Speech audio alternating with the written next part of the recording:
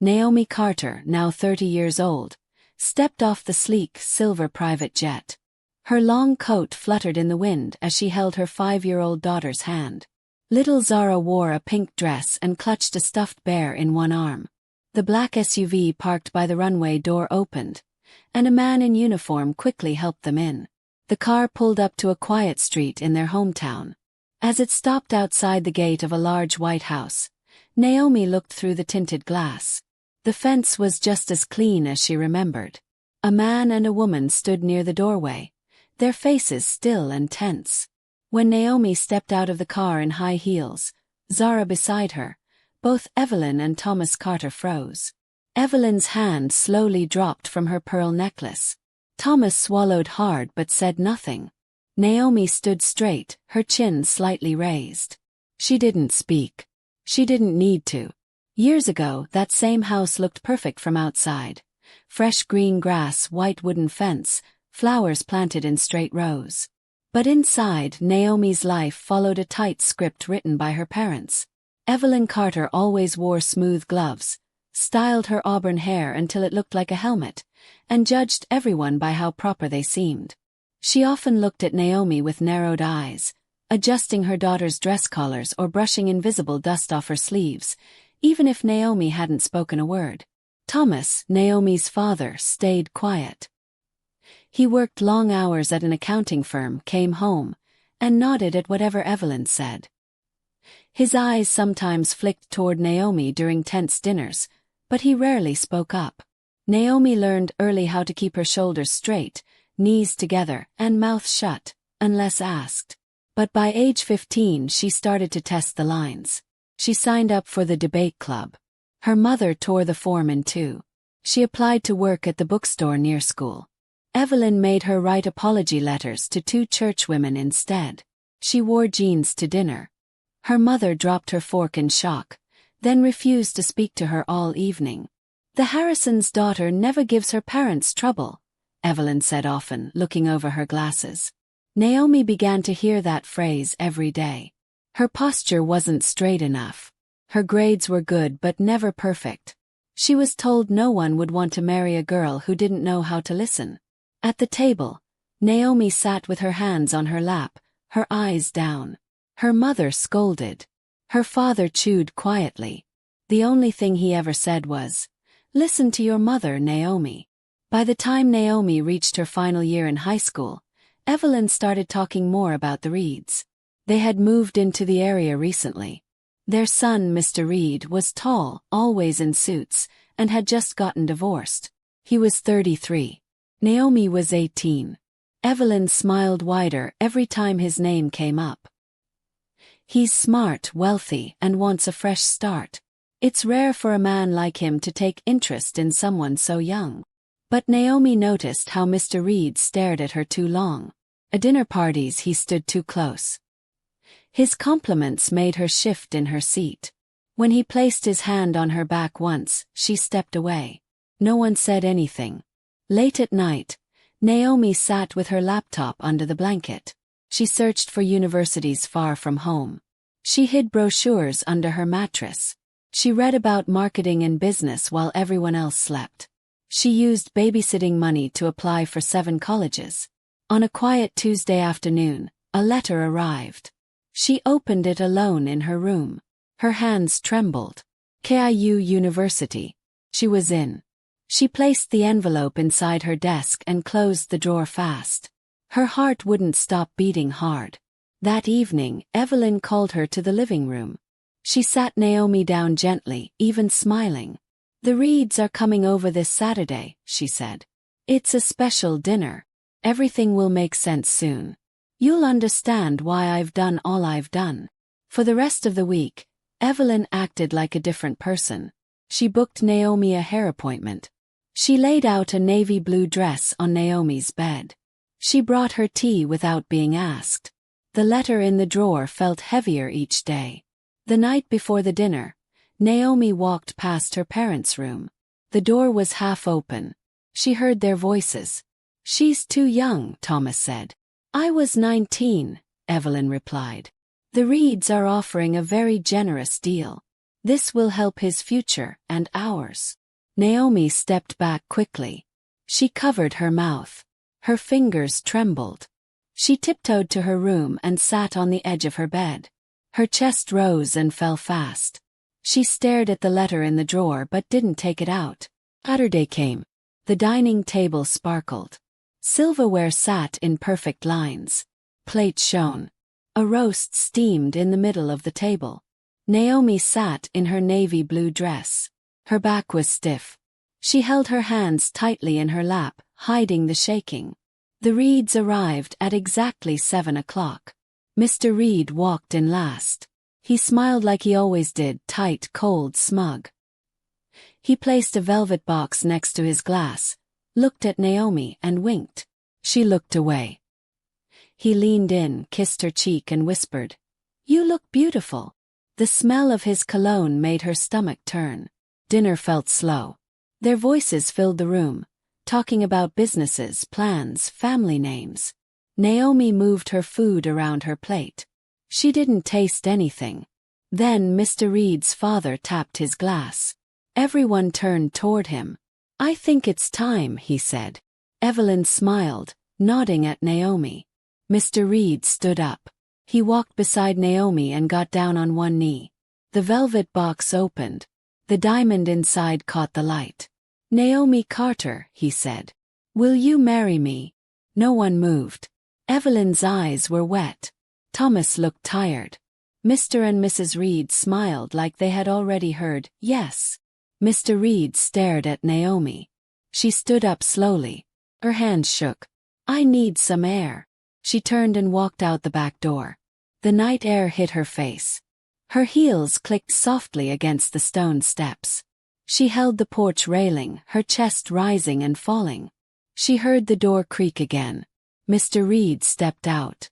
His face had changed. No smile. "That wasn't the response I was expecting," he said. Naomi didn't look at him. "This is all happening too fast." "You're not a child, Naomi," he said, his arms folded. "Your mother told me you were ready." She looked at him. "What do you mean?" "This isn't just a proposal. It's an agreement. My father helps yours at the firm. Your mother gets her dream wedding. And I get a young wife who knows her place." He reached for her face. He pulled back. "You'll have comfort, respect. Most girls would be thankful." Naomi blinked fast. Her voice came out firm. "What if I want a career? A degree? My own life?" Mr. Reed laughed. "You won't need to work. If you're bored, take a few cooking classes. That future in there." He pointed toward the ring. "That's your future." Naomi's chest tightened. She looked at the ring, then at the man. Her next word came slowly but steady. "No. I won't marry you." His face turned dark. His eyes narrowed. "You'll regret this," he hissed. Then he turned sharply and walked back inside, leaving the door open behind him. Naomi paused in the hallway. She took a deep breath and stepped back into the dining room. The guests were putting on their coats. Mrs. Reed's lips moved quickly, speaking low and fast to Naomi's mother. Mr. Reed's eyes locked on Naomi, sharp and cold. Naomi's father shifted uneasily by the door, avoiding her gaze. The front door clicked shut. Naomi's mother spun toward her. Her hands clenched tightly at her sides, her voice shaking with anger. "What have you done?" she demanded. Naomi stood tall, her voice steady but soft. "I saved myself from a lifetime of misery. I won't marry a man who treats me like property." Her mother's face twisted in disbelief. She stepped closer, voice sharp. "Property? Marcus Reed is the best match you could have. He offers security, status, everything I worked for." Naomi's hands balled into fists at her sides. "I don't want that if I lose my freedom." Her mother's eyes narrowed. "This is about your secret college papers, isn't it? Did you think I wouldn't find the Berkeley letter?" She pulled the letter from a drawer and held it up like proof. Naomi's chest tightened. She straightened her back. "I want to study business. I want to build my own life." Her mother's perfect calm cracked. Her voice rose, filling the room. "You're a disgrace. The Reeds won't talk to us again. Your father's job is ruined because of your selfishness." Naomi glanced at her father, but he stared hard at the floor, silent. She lowered her voice, firm. "I won't change my mind." Suddenly, her mother's hand struck her cheek. Naomi's head snapped sideways. Heat burned across her skin. Tears welled, but she held them back. "Get out," her mother whispered coldly. "If you're too good for this life, leave and see how you do alone." Her father stepped forward weakly. "She's just a teenager." "No," her mother cut in sharply. "She chose this. Now she lives with it." Naomi's hand went to her burning cheek. She felt numb. "You don't mean that." Her mother turned away. "Pack your things and leave. You're no daughter of mine." Naomi climbed the stairs slowly. She grabbed her backpack, shoved in a few clothes, her toothbrush, the Berkeley letter, and the small cash she had saved. Her hands shook as she zipped the bag closed. Downstairs, the house was quiet. Her mother was gone. Her father stood pale by the door. "Dad," Naomi's voice cracked. "Please don't let her do this." He pulled out his wallet and pressed $300 into her palm. "This is all I have," he whispered. "I'm sorry, Naomi." He opened the door. Rain spilled inside. Naomi stepped out, the door thudding shut behind her. Cold droplets soaked her dress. Her cheeks stung still. She looked back once, then forward. Her phone buzzed in her pocket. She fumbled with numb fingers, then dialed. "Aisha. Naomi. I need help." Minutes later, a battered car pulled up. Naomi climbed in, water dripping onto the floor. "What happened?" Aisha asked, eyes full of worry. Naomi's voice trembled as she told her story. At Aisha's home, warm lights and quiet voices greeted her. Mrs. Kamara showed her a couch, fresh blankets. Naomi's tears came slow but steady. "Stay as long as you need," Mrs. Kamara said kindly. Weeks passed. Naomi sat at a small desk, reading college papers, the Berkeley letter nearby. She worked at a coffee shop, wiped tables, made drinks. Evenings found her in a grocery store aisle, stacking cans. Nights she watched children play while babysitting. Her apartment was small and dim. Peeling wallpaper curled at corners. Cockroaches scattered under the light. A mattress lay on the floor. One plate, one fork. The cold water ran down her back in the shower. At night, she collapsed into bed, muscles aching, mind racing. Bills and papers cluttered her small table. One afternoon, an envelope arrived. Naomi's hands trembled as she pulled out the thin paper. "We regret," the letter said. She sank onto the mattress, phone in hand. Numbers danced in her mind. She almost called home. Almost said sorry. Almost gave up. Instead, she dialed Aisha. A steady voice stopped her. "You've come too far to turn back now. Remember why you left." Next morning, hands shaky, Naomi spilled coffee on a customer. Sorry, she said, quickly making another. The woman smiled softly. "Rough night. Rough few months," Naomi whispered. The woman's card pressed into her hand days later. Junior position. No experience needed. Interested. That day changed Naomi's steps. Files stacked on her desk. Phones rang. Campaigns brainstormed. Late nights learning social media. Miss Nandi's encouraging words. "Good instincts. Keep going." Months later, Naomi stayed late to fix a problem. A small raise in her paycheck. She quit the grocery store. Moved to an apartment without roaches. Hot water ran steady. Still pipes burst. Textbooks got wet. She caught colds but worked anyway. Photos of old classmates flashed on her phone. Some with caps and gowns, others with smiles at fancy schools. Naomi's eyes hardened. She folded each challenge into strength. The girl who stood in the rain, alone and scared, grew taller inside. The sting on her cheek stayed. The silence from her father lingered, but they no longer held her down. The waiter placed the check on the white cloth table. Naomi reached for it quickly, eyes wide. But Miss Nandi shook her head and smiled. "This one's on me," she said. Naomi lowered her hand slowly. She had never eaten at a place this fancy. She glanced around, unsure if she was dressed right, then looked back at Miss Nandi. Miss Nandi leaned in, a serious look softening with a smile. She pulled an envelope from her purse and placed it on the table between them. Naomi opened it with shaky fingers. Her eyes moved over the paper, and her hand flew to her mouth. "Is this real?" she whispered. Miss Nandi nodded. "You earned it. Your new position starts Monday." That night, Naomi sat at her small kitchen table, still in her restaurant clothes, the offer letter beside a bowl of cold rice. Her fingers traced the words again and again. Her lips curled into a slow smile. For once, the quiet in her room felt peaceful. Years passed. Naomi juggled late-night study sessions with early work hours. The clock became her enemy and her friend. At night she wrote essays in bed, her feet aching. In the mornings she ran meetings like a pro. Now she stood in a graduation hall. Her cap sat neatly on her braids, her gown brushed the floor. Her eyes searched the crowd. No sign of her parents. But in the front row, Miss Nandi clapped hard, her smile beaming. Naomi stepped onto the stage.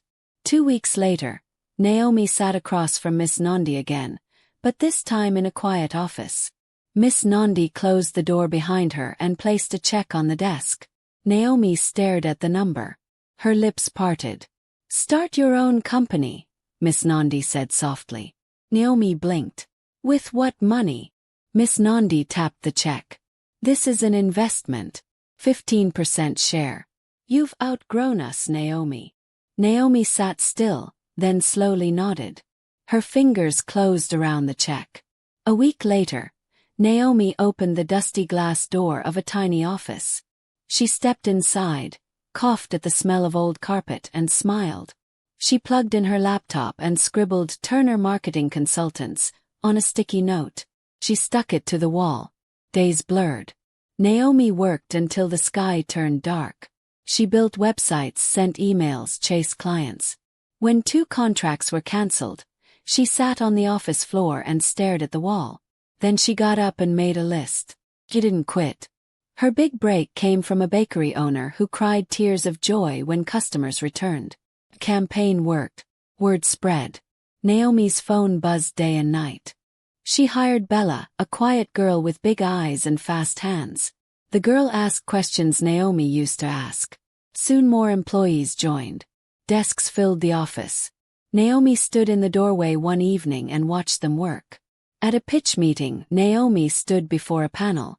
One man leaned forward, notepad in hand. He didn't ask about sales. He asked about values. Later in the parking lot he approached her. "I'm Peter. I like how you think." The contract was signed. Meetings turned to coffee breaks. Coffee breaks turned to hikes. On their third dinner, Peter looked into her eyes. "Can I kiss you?" She nodded. He leaned in gently. When Naomi signed her first $1 million client, Peter burst into her office with champagne and a skydiving pamphlet. She stared at it, then at him. "You said you wanted to try," he grinned. She screamed the whole way down, hand in hand with him. Later, in a bathroom with shaky hands, Naomi stared at a positive pregnancy test. She held it out as Peter walked in. He took her hand. "What do you want?" "I want to do this," she whispered. 9 months later, Zara arrived with a fierce cry and wide green eyes.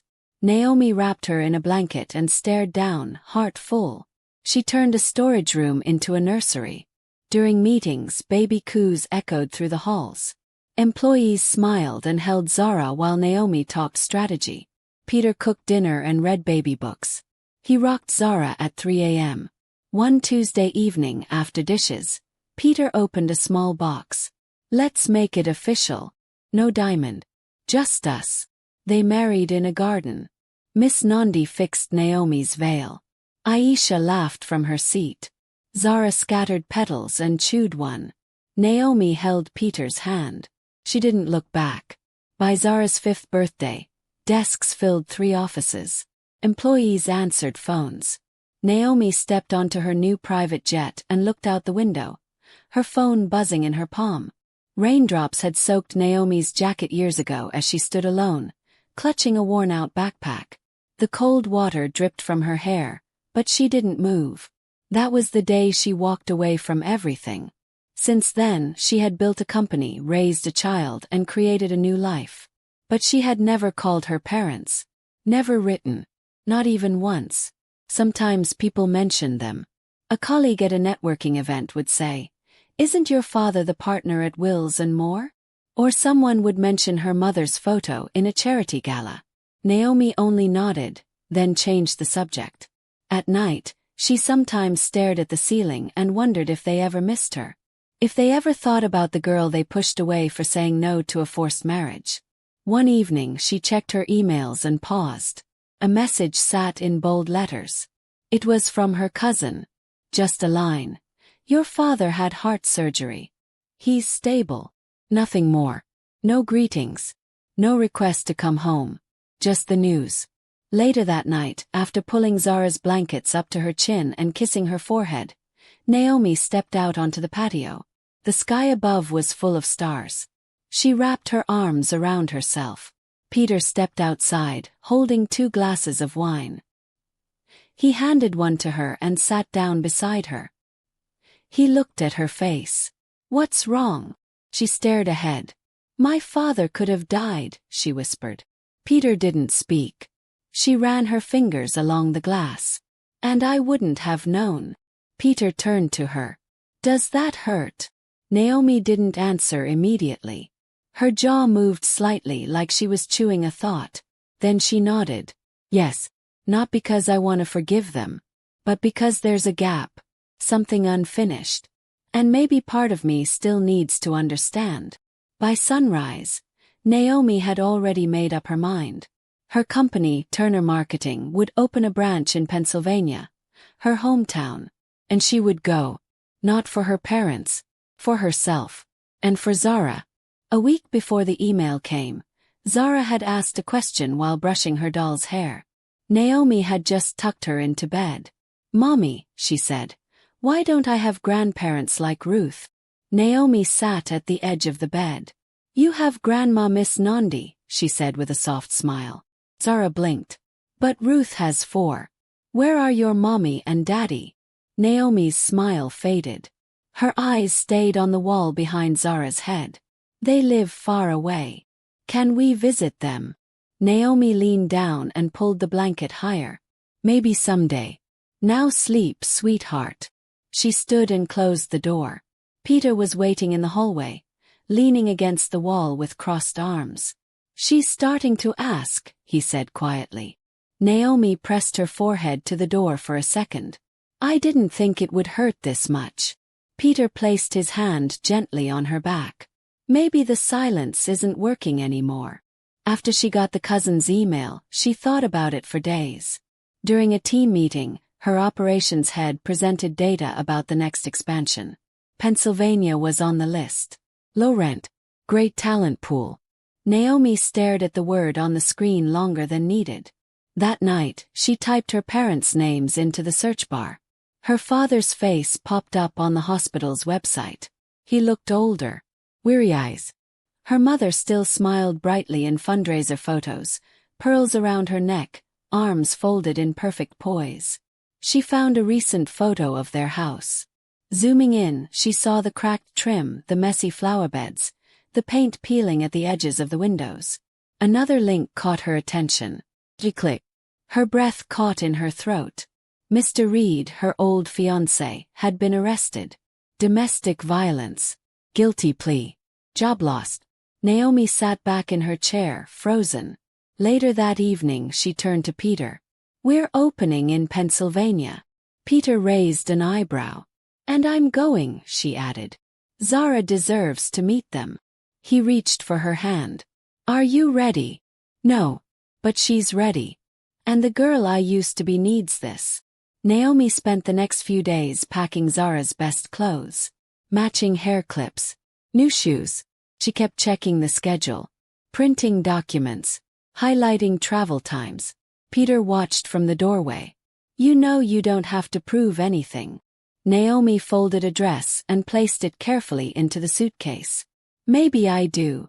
The night before the flight, Naomi sat beside Zara, brushing back her curls. We're going to see my parents tomorrow, she said softly. Zara's eyes widened. Will they have cookies like Grandma Miss Nandi? Naomi gave a small laugh. I don't know. I haven't seen them in a long time. Why? Naomi took a breath. Sometimes adults stop talking when things hurt too much. Zara reached for her hand. Are you scared? Naomi smiled, though her eyes were wet. A little. Zara squeezed her fingers. It's okay. I'll hold your hand. The next morning the company jet waited. Zara bounced on the seats, looking out the window. Naomi fastened her seatbelt and leaned back as the engine roared. We're beginning our descent, the pilot announced. Welcome to Pennsylvania, Miss Carter. Naomi reached for Zara's hand. She gave it a gentle squeeze. Here we go. A black Audi stood by the curb when they landed. The driver opened the door and Zara jumped in laughing. Naomi slid in beside her, silent. The streets blurred past the window. Naomi recognized the library where she once studied. The bakery was still there, though smaller. The buildings looked shorter now, as if time had made them shrink. Peter placed his hand on hers. Want me to come with you? Naomi looked at him and shook her head. Zara is enough. In the hotel room, Naomi zipped up Zara's blue dress and brushed down the front. She stood in front of the mirror and adjusted her blazer. The woman staring back looked different from the girl who had once run away. Stronger. Plumber. A turn. Ready, sweetheart. Zara grinned. Yes. They drove 12 minutes. Naomi's fingers tapped lightly on her knee. The neighborhood came into view. Her chest tightened. The car slowed. The house stood behind an iron gate. The lawn had yellow patches. The bushes hadn't been trimmed. The flowers were gone. Zara pressed her face to the glass. Is this where you grew up? Naomi gave a small nod. Yes. From when I was a baby until I turned 18. Zara beamed. It's pretty. Naomi didn't answer. Her eyes stayed on the porch steps. One was cracked. The windows looked dark.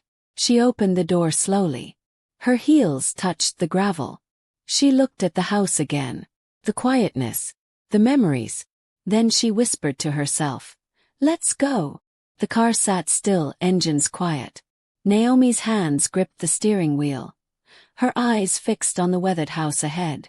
The sunlight flickered through the leaves, shadows playing on the familiar stone path. She swallowed hard, took a deep breath, then opened the door. Carefully, she unbuckled Zara's seatbelt and lifted her small frame out of the car. Zara wobbled a little but held Naomi's hand tightly as they stepped toward the front door. The old brass doorbell gleamed in the sunlight. Naomi's finger pressed the button. The sharp Westminster chime echoed through the house, sharp and clear. The door creaked open. Her father stood there, thinner than she remembered, a soft cardigan draped over his shoulders despite the warm day. His eyes grew wide. His mouth opened, frozen in surprise. Naomi, he breathed. She smiled, voice steady but soft. Hello, Dad. His eyes flicked to Zara, clutching Naomi's leg, shy and curious. He hesitated. A woman's voice called from inside. Who's at the door, Robert? Naomi's mother stepped into the hallway. Her eyes locked on Naomi. She froze. One hand shot up to her throat, her breath catching. Naomi took a small step forward. I thought it was time for a visit, she said gently. And time for you to meet your granddaughter. The word hit hard. Her mother's knees weakened slightly. Her father reached out, steadying her with a familiar touch. This is Zara, Naomi said, easing her daughter forward. Zara, these are your grandparents, Mr. and Mrs. Turner. Zara shyly pressed into Naomi's side but lifted a small hand to wave. Her father stepped back, voice rough. Would you like to come in? They crossed the threshold together. Inside, the house smelled of old wood and polished floors. The heavy curtains hung as they always had. Stiff chairs and floral arrangements sat untouched. Photos lined the walls, but Naomi's graduation picture was gone. Dust coated some surfaces.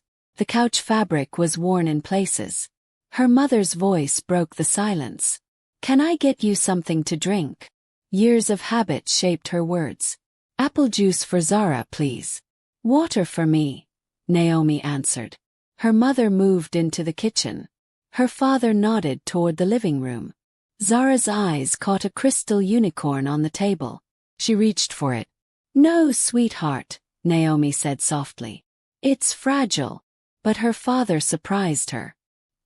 He gently lifted the figurine, kneeling beside Zara. "This was your mother's favorite when she was little." Her mother returned, hands trembling, placing drinks on the table. They all sat down. The silence thickened, heavy with 11 years of absence. Her mother's eyes studied Naomi's hair. "Your hair is different." Naomi almost smiled at the pointless comment. "A lot of things are different, Mom." Her father blurted. "We saw you in Business Insider. That article about fastest-growing women-led companies. We have a subscription."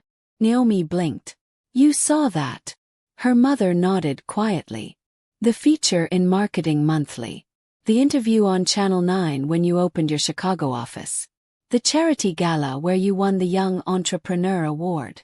Confusion filled Naomi's face. Her father stood quickly. "Wait here." He left the room. Zara, bored, turned to her grandmother. "Do you have any toys?" A flicker of pain crossed her mother's face. "No.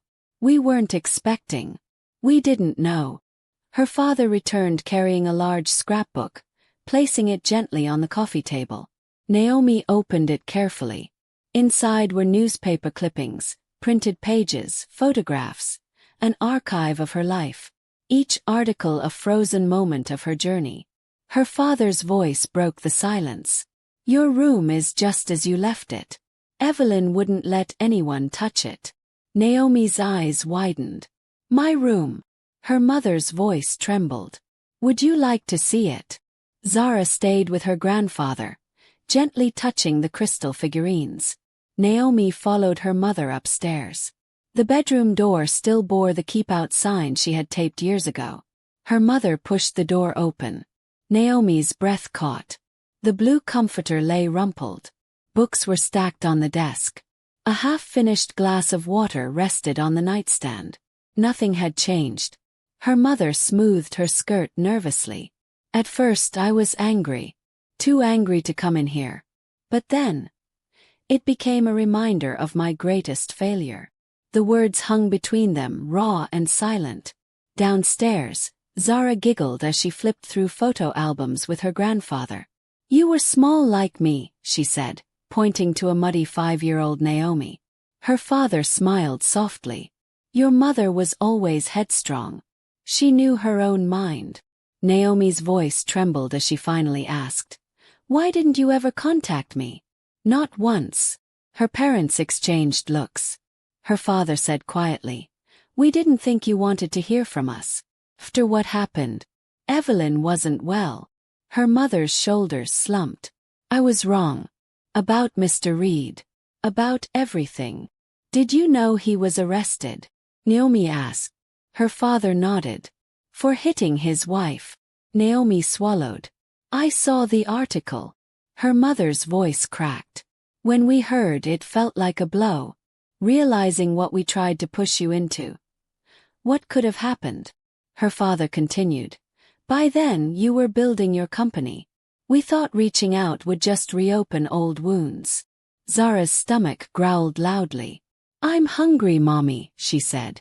Her father brightened. "We could order something. Or there's that Italian place you liked." Naomi checked her watch. "We should head back. Peter will wonder where we are." Her mother looked surprised. "Peter? Zara's father. My husband." They looked at each other, surprised. Her mother spoke hesitantly. "Perhaps you could all come for dinner tomorrow? We'd like to meet him." Naomi studied their faces. Her mother seemed fragile, her usual confidence cracked. Her father looked smaller, uncertain. We'll see, Naomi said softly. Pause. There's something I need to know first. Are you having financial problems? They stiffened. Why ask that? Her mother said sharply. The house needs work. Dad's lost weight. Heart surgery isn't cheap. Her father sighed. The firm downsized 3 years ago. I wasn't fired, but my partnership path disappeared. Medical bills are hard. We're managing, her mother added quickly, pride in her voice. Naomi gathered Zara's things. At the door she turned. I'm opening a branch here, she said. We'll hire local staff. She looked at her father. You're good with numbers and people. If you want, I could use your experience. The offer hung between them, silent but full of possibility. The door closed softly behind them. The story was far from over. Naomi sat close to Peter in their hotel room. Zara, her little daughter, was on the floor, coloring quietly. Naomi's voice was soft but steady as she talked about her visit to her parents. She opened her hands, showing the scrapbook her parents had kept, filled with pictures, clippings, and memories of her life. Peter nodded slowly. His eyes were kind. People are complicated, he said. Naomi looked at Zara, who was happily unaware of the heavy feelings in the room. They can be wrong, Naomi said, even terribly wrong, and still love their child. Peter reached out and squeezed her hand gently. Forgiveness doesn't happen all at once. It's a journey. The question is, are you ready to start?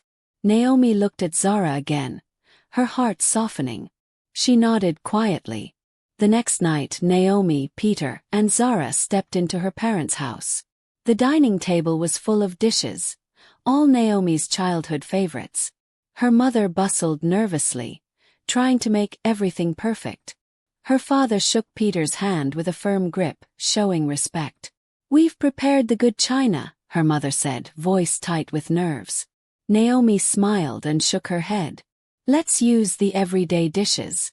Safer with Zara. Her mother paused, then nodded, letting go of control a little. At dinner, polite words floated around the table. Zara chattered happily, telling stories about school and her favorite toys. Her father's face softened as he watched her count to 100. You've done a wonderful job, he said to Naomi. We have, Naomi replied, squeezing Peter's hand. Her mother watched them quietly, eyes flickering with feelings she didn't speak aloud. Later, after tucking Zara into bed, Naomi sat down with her parents and Peter in the living room. I want to set some rules, Naomi said firmly. If we're going to have a relationship, I need boundaries. Her parents listened carefully. First, Zara will make her own choices. You will not pressure her. Her father nodded quickly.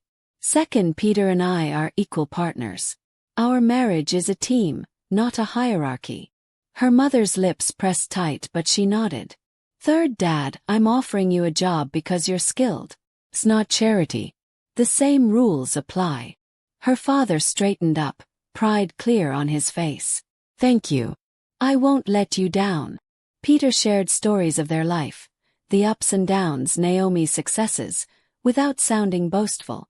By the night's end, they agreed on video calls with Zara and dinners when Naomi was in town.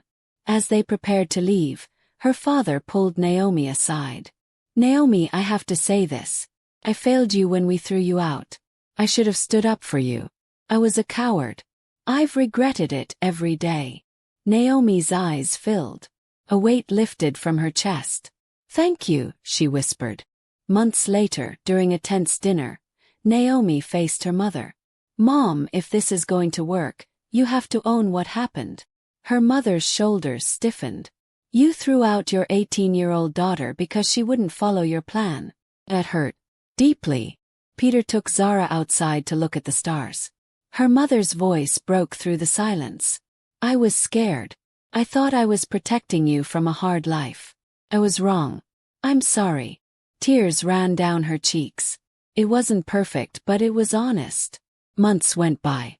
Her father thrived in his new job. Her mother helped with Zara and learned to respect Naomi and Peter's boundaries. Naomi suggested family therapy. Her parents agreed. The sessions revealed old wounds, strict childhoods, tough pasts, that explained much but didn't excuse their mistakes.